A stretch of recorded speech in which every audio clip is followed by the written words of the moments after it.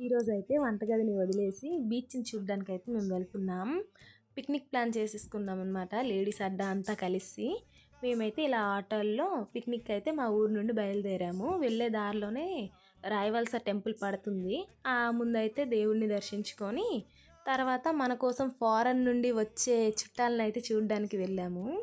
Foreign నుండా ఎవరు అనుకుంటున్నారా? అదే టెక్కల దగ్గరలో తేలిలీలాపురం అనే ఒక చిన్న విలేజ్ ఉంటది.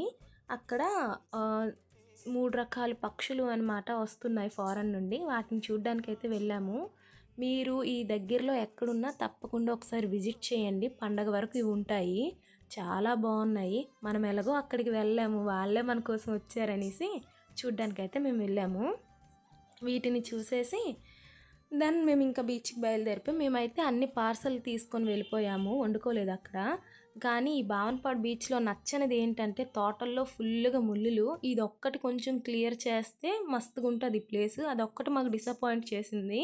చూసారా ఇక్కడ మా వీధిలో ఆడవాళ్ళందరూ ఎంత కలిసిమెలిసి భోంచేస్తున్నామో. మేమైతే ఏ చిన్న ఫంక్షన్ అయినా, పార్టీ అయినా, ఏ ఫెస్టివల్ అయినా ఇలాగే కలిసిమెలిసి ఉంటాం మా వీధిలో లేడీస్ అంతా. బీచ్‌కెళ్ళిన తర్వాత దిగకపోతే బావుంటదా? ఫుల్లుగా ఎంజాయ్ చేస్తూ ఆడుకొని బీచ్‌లో వచ్చేసాం. సేఫ్ బీచ్ ఇది. బావుంది.